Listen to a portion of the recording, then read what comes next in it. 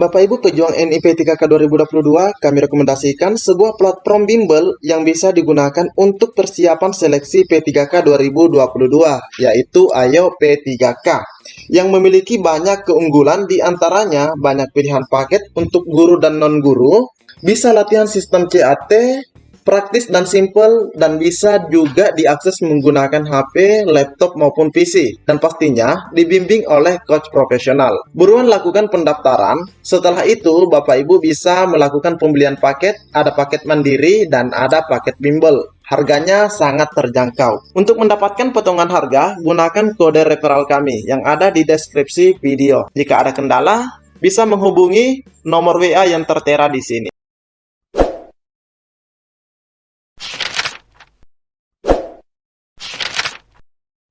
Bismillahirrahmanirrahim. Assalamualaikum warahmatullahi wabarakatuh. Di video kali ini admin ingin kembali berbagi kabar gembira buat rekan-rekan semua, yaitu mengenai seleksi ASN baik P3K maupun CPNS. Nah, di mana di sini ada informasi yang lagi viral, yaitu mengenai pengangkatan honorer K2 langsung menjadi CPNS, rekan-rekan ya. Jadi buat rekan-rekan semua yang lagi menonton video ini, silahkan disimak videonya dengan baik. Jangan di skip agar tidak salah dalam memahami informasi yang admin bagikan. Dan terkhusus buat rekan-rekan yang baru saja menemukan channel ini, silahkan tekan tombol subscribe. Jangan lupa aktifkan lonceng notifikasinya agar rekan-rekan tidak ketinggalan dengan info-info terupdate setiap harinya dari channel ini. Jika sudah, admin ucapkan terima kasih dan kita lanjut ke info intinya. Nah, di sini admin akan bagikan informasi mengenai penerimaan ASN tahun 2022 fokus untuk P3K. Nah, di mana di sini admin dapatkan dari website resmi sulselprop.go.id, rekan-rekan ya. Nah, kita akan lihat bersama-sama. Imran Jauzi pastikan penerimaan ASN tahun 2022 fokus untuk P3K. Pemerintah melalui Kementerian Pendayagunaan Aparatur Negara dan Reformasi Birokrasi atau Kemenpan RB telah memastikan tidak ada rekrutmen calon pegawai negeri sipil atau CPNS pada tahun 2022.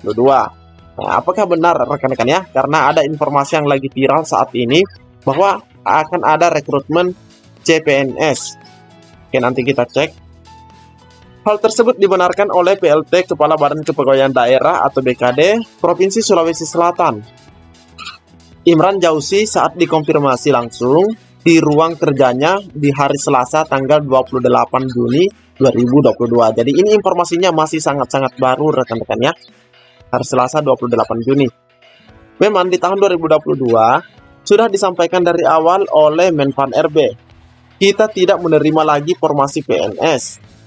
Jadi ASN yang diterima itu hanya pegawai pemerintah dengan perjanjian kerja atau P3K, kata Pak Imran. Ia mengungkapkan bahwa Pemprov Sulsel sendiri telah menyusun formasi non-guru. Nah, ini rekan-rekan ya, non-guru untuk tahun 2022 melalui e-formasi yang merupakan produk aplikasi Kemenpan RB. Nah, benar juga rekan-rekan ya, ini benar sekali bahwa untuk pengusulan penambahan formasi itu melalui informasi yang disediakan oleh Kemenpan RB. Namun di sini menariknya bahwa untuk P3K di Sulsel, Pemprov Sulsel ini ada juga non-guru. Jadi rekan-rekan yang sering bertanya apakah ada selain guru dalam P3K nantinya, insya Allah ada rekan-rekan ya, terkhusus untuk Pemprov Sulsel ini. Kita sudah memasukkan beberapa jenis kualifikasi untuk P3K di luar guru. Nah, ini sudah dimasukkan ya. Sudah memasukkan beberapa jenis kualifikasi untuk P3K di luar guru. Pertanyaannya, kenapa guru tidak ada? Karena memang dari sekitar 9.000 yang kemarin itu, baru terisi dari formasi tahap 1, itu 1.669. Dan pada tahap 2, yang sementara berproses ini sekitar 1.750. Otomatis kan masih ada sisa rekan-rekan ya. Jadi kita masih memiliki kurang lebih 4.000-an formasi yang saya kira harus dimanfaatkan oleh guru-guru kita di tahap 3. Jadi sisa yang dari tahun 2021 ini, sisa dari 9.000 ini, itu dihususkan untuk guru sisanya. Jadi selebihnya itu tambahan untuk tahun 2022 ini itu diberikan kepada formasi non-guru ini. Makanya di sini Pak Imran mengatakan bahwa saya kira harus dimanfaatkan oleh para guru kita rekan-rekan ya di tahap 3 atau P3K nantinya pada saat dibuka nanti ini. Karena memang membutuhkan guru karena memang kebutuhan guru kita besar ungkapnya. Ditambahkannya lagi, seiring berjalannya waktu, ada beberapa formasi non-guru yang ternyata dibutuhkan oleh Pemprov Sulsel, khususnya lingkup pertanian. Nah, ini bocorannya rekan-rekan ya, untuk non-guru itu lingkup pertanian. Namun kan di sini tidak disebutkan apakah semuanya pertanian atau bukan, seperti itu.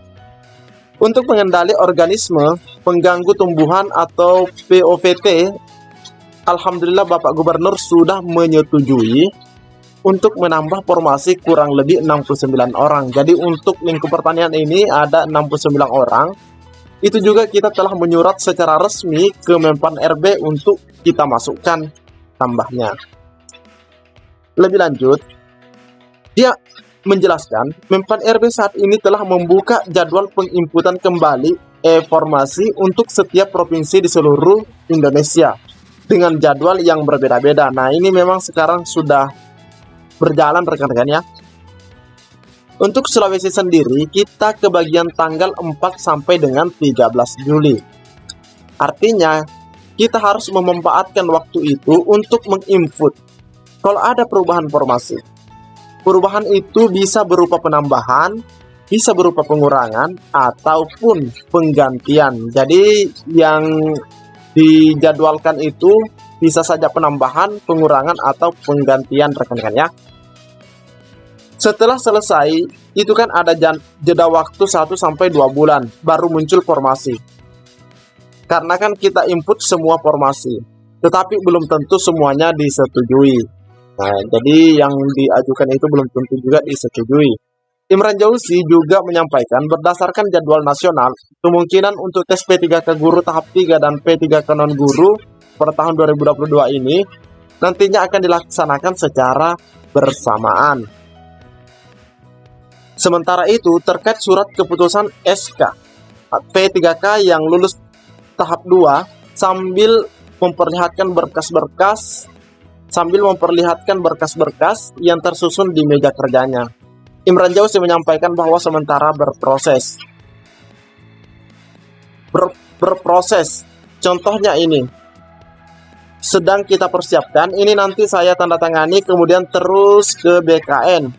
Memang butuh waktu untuk menyelesaikan. Jadi kami hanya ingin berpesan kepada teman-teman P3K yang sudah lulus tahap 2 untuk sabar menanti. Karena pada waktunya akan selesai juga. Jadi rekan-rekan yang lagi menonton silahkan di-share ke rekan-rekan yang dari Sulawesi Selatan ini yang lagi mencari-cari atau bertanya-tanya mengenai penyerahan SK-nya. Nah, di sini disampaikan oleh Pak Imran bahwa ini belum ditandatangani ya, karena di sini dikatakan nanti saya tanda tangani kemudian diteruskan ke BKN. Rekan-rekan ya, ini untuk tahap 2. Nah, kita bisa melihat kembali rekan-rekan ya, untuk Sulawesi, Pemprov Sulawesi ya, ini Sulawesi Selatan, di sini memang kita lihat ada 4.918 rekan-rekan ya, dan 4.918 formasinya. Nah, selanjutnya untuk jadwal penginputannya atau pengisiannya, nah di sini kita bisa lihat bahwa Sulawesi Selatan itu memang ada di rentang waktu 4 Juli sampai dengan 13 Juli 2022. Rekan-rekan ya, ini ada Sulawesi Selatan dan beberapa daerah lain. Oke, kita lanjut lagi ke informasi yang lagi viral saat ini. Rekan-rekan ya, sebagaimana dikutip dari media jpnn.com, honorer K2 usia 50 tahun diangkat PNS. Ini persyaratannya. Informasinya 29 Juni 2022 atau ini kemarin rekan-rekan ya. Pemerintah dan Komisi 2 RI bersepakat untuk mengangkat honorer K2 usia 50 tahun menjadi PNS. Pengangkatan ini dikhususkan bagi honorer K2 di Papua yang sudah masuk dalam database Badan Kepegawaian Negara atau BKN.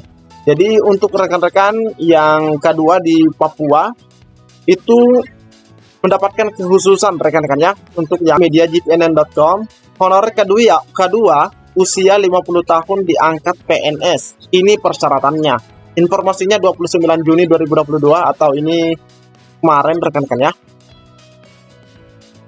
Pemerintah dan Komisi 2 RI bersepakat untuk mengangkat honorer kedua usia 50 tahun menjadi PNS. Pengangkatan ini dikhususkan bagi honorer kedua di Papua yang sudah masuk dalam database Badan Kepegawaian Negara atau BKN.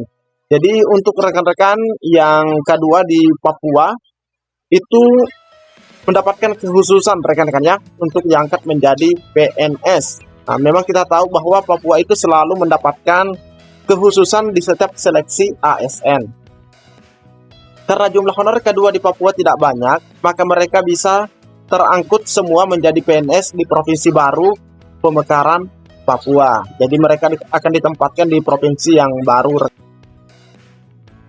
Usulan Bima tersebut disambut gembira Komisi 2 DPR. Ketua Komisi 2 DPR RI Ahmad Doli Kurnia menyatakan semangat dalam draft Undang-Undang Pembentukan Provinsi Papua Selatan, Rancangan Undang-Undang Pembentukan Provinsi Papua Tengah, dan Rancangan Undang-Undang Pembentukan Provinsi Papua Pegunungan adalah mengakomodasi orang asli Papua atau OAP menjadi aparatur sipil negara. Jadi ada 3 provinsi baru nanti di sana, baik PNS maupun pegawai pemerintah dengan perjanjian kerja. Khusus honorer kedua lanjutnya, apakah hanya orang Papua atau non-OAP? Nah, ini juga pastinya jadi tanda tanya rekan-rekan ya. Jadi, di sini dikatakan bahwa bisa diangkat semua menjadi PNS atau tidak. Diserahkan teknisnya kepada BKN. Bima mengungkapkan, honorer kedua di Papua terdiri atas orang asli Papua dan orang asli Papua non ya, dan non orang asli Papua. Namun, karena jumlah honorer kedua di Papua tidak banyak, maka akan diangkut seluruhnya. Jadi ada juga yang memang bukan asli Papua namun mereka bekerja di Papua dan mereka termasuk honorer kedua, dan alhamdulillah mereka nantinya akan diangkat semua. Dalam rapat kerja tersebut disepakati penambahan pasal rancangan undang-undang pembentukan provinsi baru Pemekaran Papua, yaitu ketentuan mengenai penataan ASN di 3 provinsi baru hasil pemekaran Provinsi Papua diatur dengan Peraturan Menteri Pendayagunaan Aparatur Negara dan Reformasi Birokrasi dengan ketentuan khusus sebagai bentuk afirmasi. Untuk pertama kalinya pengisian ASN di provinsi baru Pemekaran Papua bisa dilakukan dengan penerimaan. CPNS orang asli Papua yang berusia paling tinggi 48 tahun. Jadi 48 tahun itu masih boleh ikut dalam seleksi CPNS rekan-rekan ya untuk Papua sendiri. Pegawai honorer asli Papua yang terdaftar sebagai honorer kedua di BKN menjadi CPNS yang berusia paling tinggi 50 tahun. Jadi yang kedua yang sudah berusia 50 tahun itu langsung diangkat menjadi CPNS.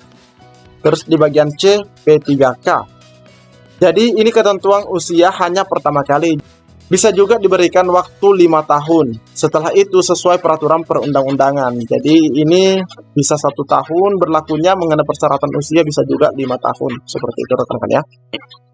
Nah, mengenai hal ini ada juga beberapa informasi rekan-rekan ya, yang mana rekan-rekan kita yang kedua itu sepertinya kurang setuju seperti itu, atau bahkan bisa dikatakan juga iri. Nah, di mana di sini dikatakan bahwa jangan cuma di Papua, ini NKRI. Selanjutnya, honorer kedua Papua di atas 35 tahun diangkat PNS. Pentolan tenaga administrasi iri. Nah, ke honorer kedua OAP usia maksimal 50 tahun diangkat jadi CPNS. Jadi ini merupakan sebenarnya kabar baik buat rekan-rekan kita yang ada di Papua sana rekan-rekan ya. Yang berusia 48 tahun masih bisa ikut dalam seleksi CPNS, dan yang berusia 50 tahun yang terkhusus kedua itu langsung diangkat menjadi CPNS. Jadi inilah informasi yang dapat admin bagikan di video kali ini. Lebih dan kurangnya mohon dimaafkan. Assalamualaikum warahmatullahi wabarakatuh.